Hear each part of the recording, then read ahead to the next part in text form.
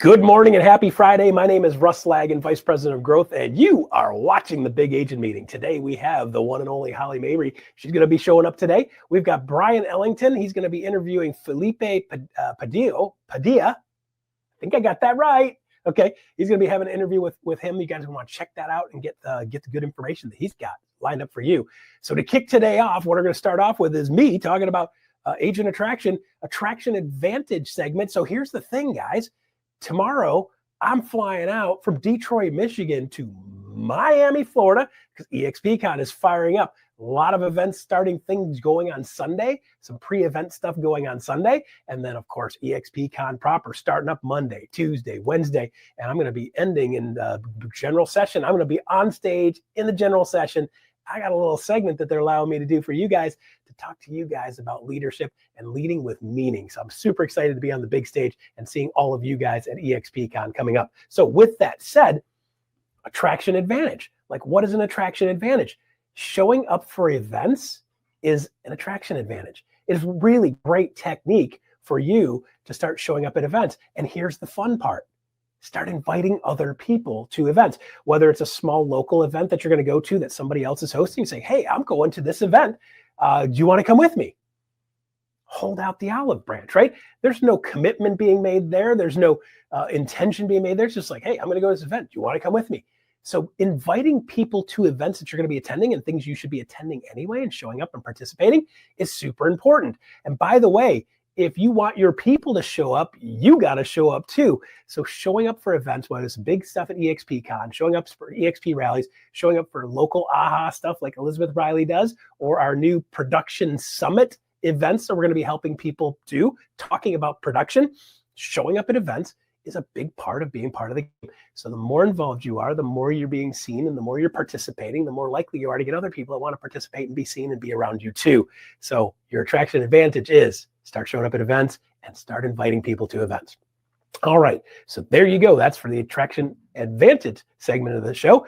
KGCI Radio's Ian Wheatley is going to be live in EXPcon. I cannot wait to see him in the fishbowl. We call it the fishbowl, the booth that he's recording out of in the main affiliate center. It's a great place to see him. And Ian, take it away. What do you got? Hey, good morning. I'm not sure you all know this, but right along with the eXp Realty YouTube channel, the Big Agent Meeting is streaming live on KGCI Real Estate On Air. And I got to be honest with you, I'm all packed up for Miami for EXPcon next week. Are you? Well, make sure that you download the KGCI Real Estate On Air mobile app for iPhone and Android if you're not, because we are going to be live and sharing with you all those can't miss Miami moments. You're going to be hearing from leaders and presenters as they share real-time insights live from EXPcon. And don't forget, coming up right after the Big Agent Meeting on KGCI Real Estate On Air is another Friday Focus.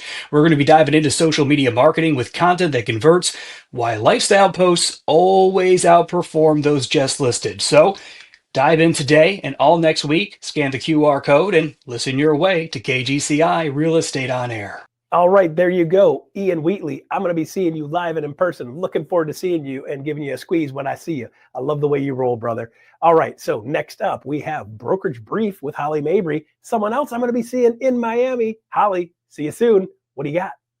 My goodness, I know everybody is so excited. We've got EXPcon just moments away, and I cannot wait to see you all in Miami. But I wanted to bring you some different and updated numbers because I've been in a lot of meetings over the last few weeks, and some of these really caught my eye. And I thought you could use them as you're headed out to meet with clients this weekend and have conversations around what they should list for, maybe what they should make an offer for, and some things that could potentially help as you plan November and December. So first and foremost, this is not new news, right? Like 2023, 2024, 2025, the three most difficult years we've had in real estate, probably in the last decade or more when you combine them all together. And what's important here is we've been very flat. Now, looking ahead to 2026, there's some hope, right? We're seeing some rumblings. New home sales have picked up. We've also seen this, which I thought was really great. Mortgage applications have started to increase week over week since basically March. So that bodes really, really well. But are buyers ready to pull that trigger and jump onto the bandwagon of, hey, I'm ready to buy a home? Yes, potentially. Now, a couple of things to keep in mind. We do see the Fed coming together at least one more time this year. They're indicating a potential rate reduction, but there's still that gap between the 10-year Treasury bond and the mortgage rates. And that's really, according to Dr. Lawrence Yun, he's saying, hey, it's probably because of some instability in the community banks. Okay, so what does this mean for us? Well, basically, a lot of people are coming to me right now saying, all right, Holly, we think we need to get back into the REO game. We think we need to be contacting REO asset managers and really tuning up that portion of our business. Okay, I want you to look at every potential part of your business. But check this out. Seriously, delinquent mortgages and foreclosures over the years, yeah, it's pretty darn low, less than 2%. So when you start to look at where you're spending your time, be thoughtful, be cautious, and be proactive. Especially when you look at 35 million homeowners don't have any chance of foreclosure because they own their home free and clear. So what does this mean for you and I? Well, you and I are going to go out. We're going to be actively working with sellers in this market. And some sellers are not quite accustomed to, hey, we're seeing more inventory come on the market. Buyers aren't as active as they've been for, they're thinking about 2020 or maybe 2021 at the height of COVID, where people were like, yeah, give it to me. I will pay over list. I'll go even higher than that, multiple offers, all of it. This was a stat that came from Dr. Lawrence Young in a meeting I was in this week, and it made me sit up in my chair. The reason being, when you look at your days on market, you and I've always known the longer you're on the market, the more you're likely to have to come down. Okay, that's not new news.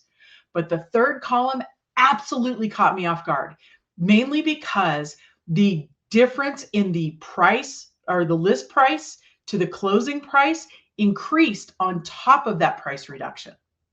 Yeah, check that out. If you start to look at that differential, once you're on the market more than 30 days, the stats are showing that when you go 30 to 60 days on the market, not only are you having to adjust your price maybe in upwards of 5 to 6%, but you may be looking at another 2+% that you're having to come down. And that's why you've got the difference between 5.7 to 7.1. So what does that mean? Well, it could mean, hey, the seller's offering concessions, they're paying for closing costs, all of those different types of things. But what's important is that you and I are sitting in front of a seller. This conversation just evolved. When you've got a seller who's like, well, let's try it a little bit higher. Okay, this is a real data that now you can break down. It may not just cost you in coming down in price. It may cost you a negotiating strategy, contract to close, because we may have more in repairs. We may have more that we need to account for. The buyer may ask for more concessions. So what does this look like? There's a whole strategy around this when you and I think about how we're going to work with our buyers and sellers. So going forward, it's all about them. It's about their goal. So I love looking at the time clock, right? What is their deadline? Do they have a fixed point in time where they have to move by? For sellers, it's like, hey, we've got to be to our new home because job, health, all of those different things. They could have a fixed point in time where they gotta go. If they don't, they may be more willing to test the market. If they're more willing to test the market, are they more willing to burn time on the market? Now it's important to talk about how time is money. And that's where these stats become so critical to know. Yeah, I thought it was really interesting too, right? So when you start to think about it also, I want you to focus on purchase power. So the purchase power, and forgive my misspelling, I was really excited in bringing you this content, but for buyers, it's really about, hey, I'm getting a loan. Could they, what is nice to have versus must have? Right? There's a lot of trade-offs in the market right now where buyers thought 2 years ago they had to have granite. They had to have all tile or all wood, hardwood. Today, they're softening up on that. It's more about location. It's more about the design of the house, the functionality of the property, knowing full well that over time, because the average time in a house that they're going to own it, about 13 years. So those improvements they can absolutely make over time. Their purchase power, their focus, absolutely shifting. So could they get a better house that's maybe older, maybe doesn't have the upgrades, but allows them to save a little money, yeah, that's out there. Now, for sellers, what's so interesting is where are they going? What does it look like for them to buy? I actually went on a listing appointment and I was talking with the sellers and I was like, okay, I love this for you, but where are you going to go when you sell? They're like, oh, we're just going to rent. So we pulled numbers because of what their current house payment was versus renting, and they were not going to save any money. So we actually had the conversation of, you shouldn't list right now.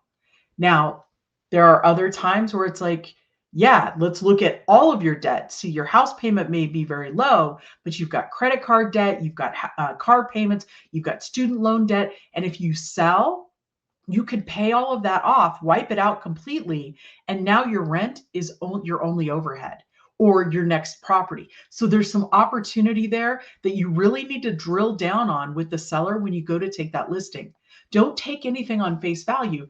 Really understand what their goal is, what's driving them to invite you into their home.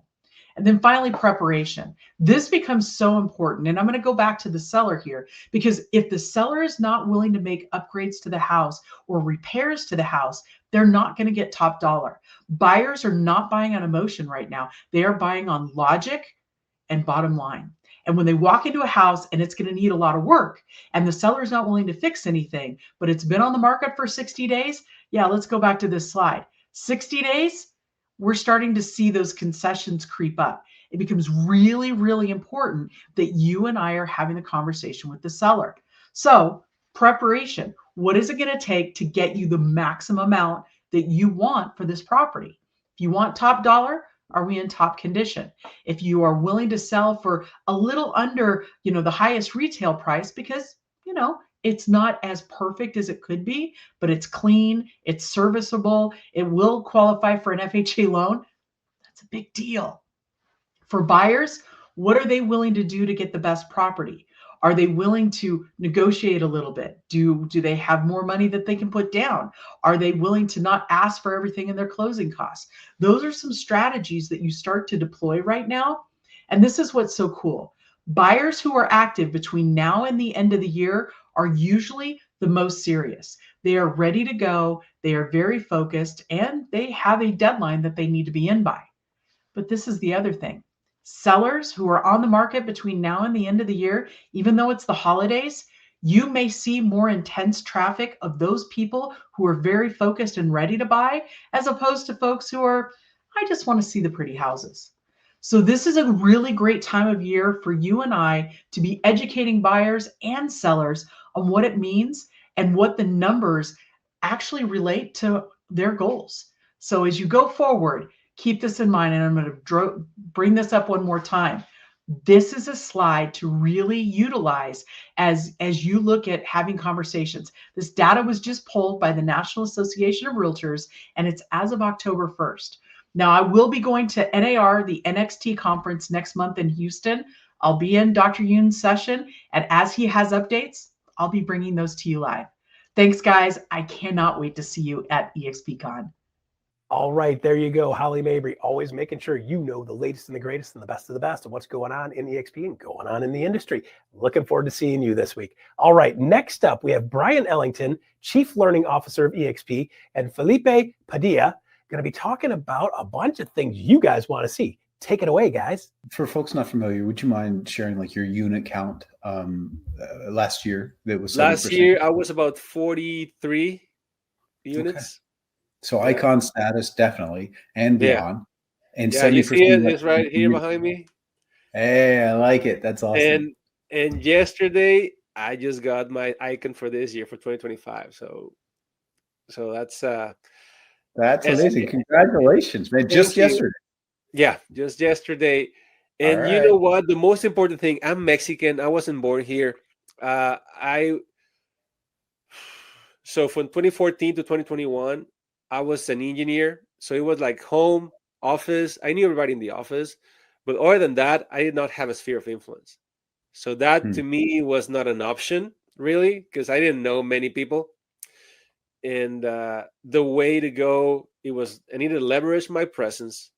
And I need other people to just look at me and say, hey, I'm a real estate agent and I can help you, right? So I start, the way to go is just obviously social media and different avenues for sure. I do Google as well. That's a huge avenue for me, especially this year. Is And that SEO, pay per click, or Google My Business, or all three? all three. Okay. Yeah, All right. I do all three.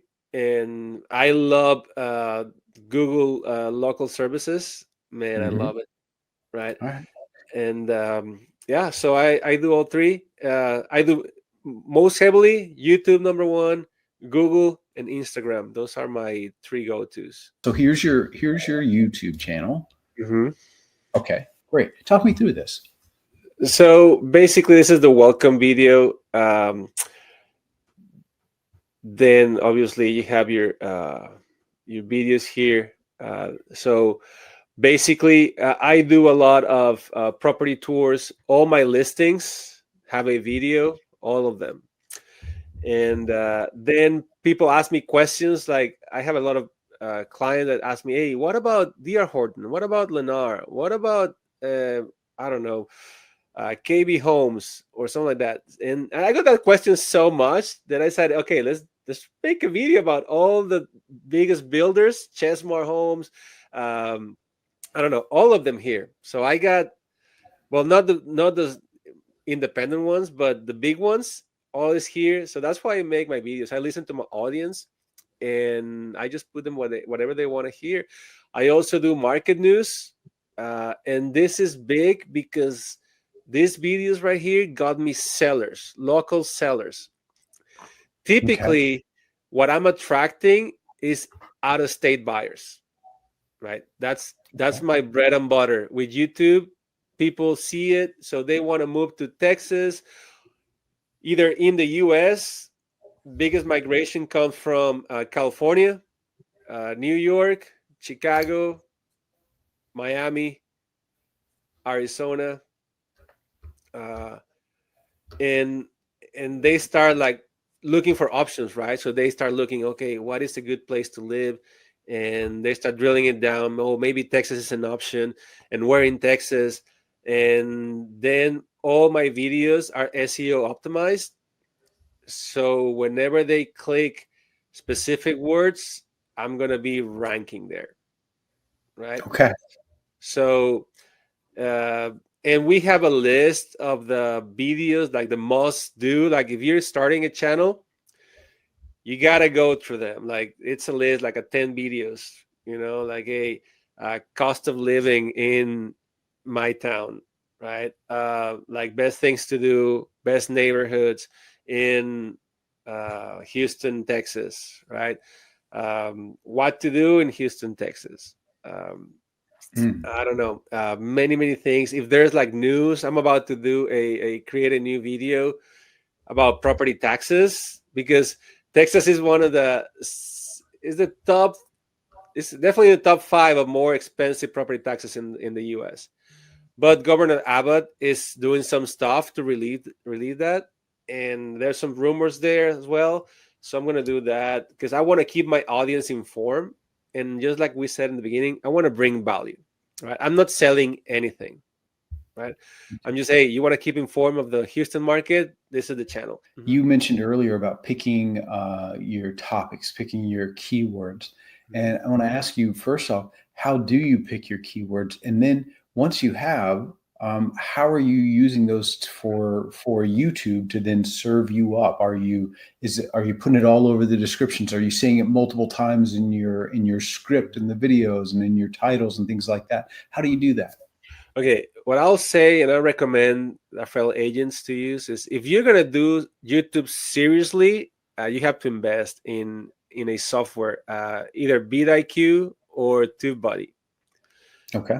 Because that is like looking through the behind the curtain. So I can see all my competition. I can see all their SEOs, their strategy, what are they ranking for, and I can very rapidly rank or outrank them depending on the strategy. And I do that. So you can see, I remember, well, if you can put the image here. Yeah. Can you So show me? can you see this, like more than 100x, more than 100x, more than 100x? Yeah, the little bitty. That is Yeah. VidIQ telling me, hey, this is over 100 times the average views of your channel. So those are great videos. Okay. Okay. So let's see. I don't know. Let's go live here. Move to where to live in Houston. That's a good one. Where to live in Houston, Texas, or whatever. Okay. Okay. So you're gonna have, well, you have some sponsored, right? But then you're gonna have some real ones, and then okay, 100. Then you see the views, right? 31,000 views, 451,000 views, and you don't need 500,000 views, right, to get clients and to convert.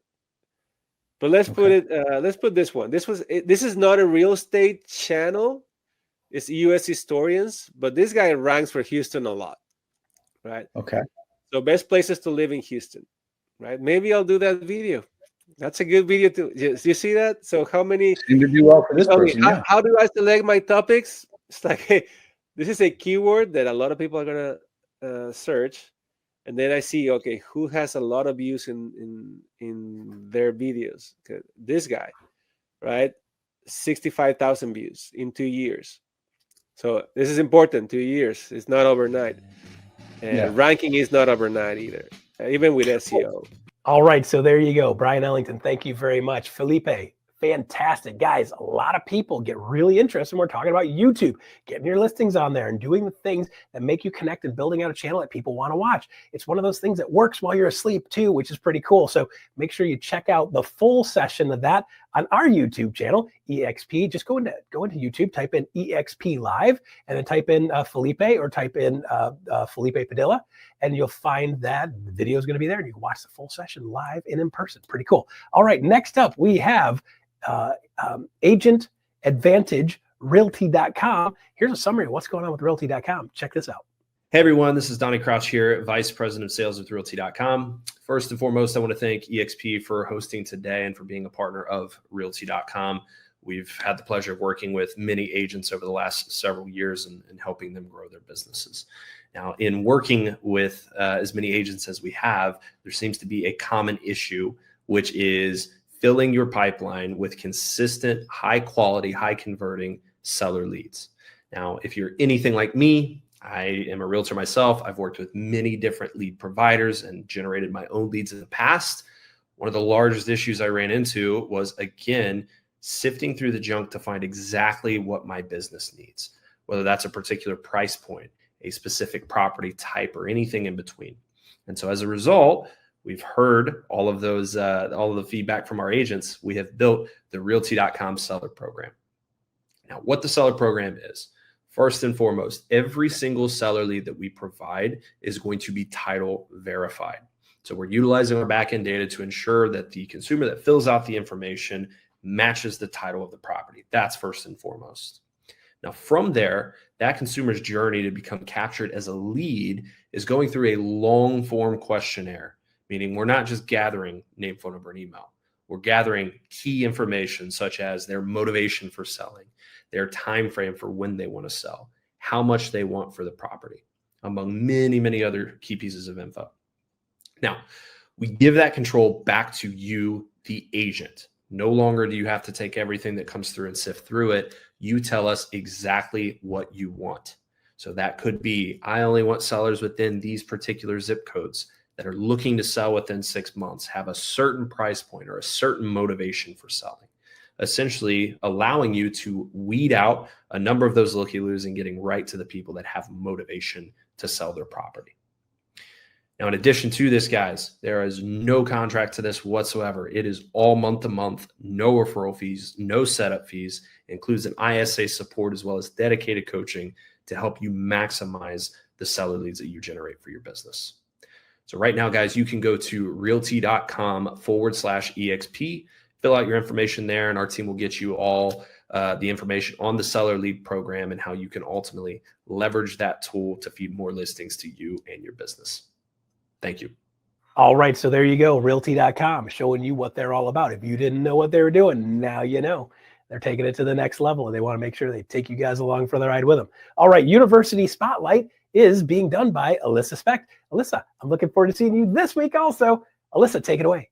What's up, Big Agent Meeting? Alyssa Specht here, and I am here once again to give you the rundown of what to expect with EXP University next week. Let's dive into it. Guys, starting with Monday, we have got Level Up with Monica Wheatley. Now, Monica Wheatley, she wears a lot of hats. She is a top producing agent. She is an EXP World Holdings board member and the founder of My Coach Monica. And she brings over 20 years of experience in this game, and she's going to show you how to build a referral-based business that gives you freedom, flexibility, and some balance. So again, that's Monday on Level Up.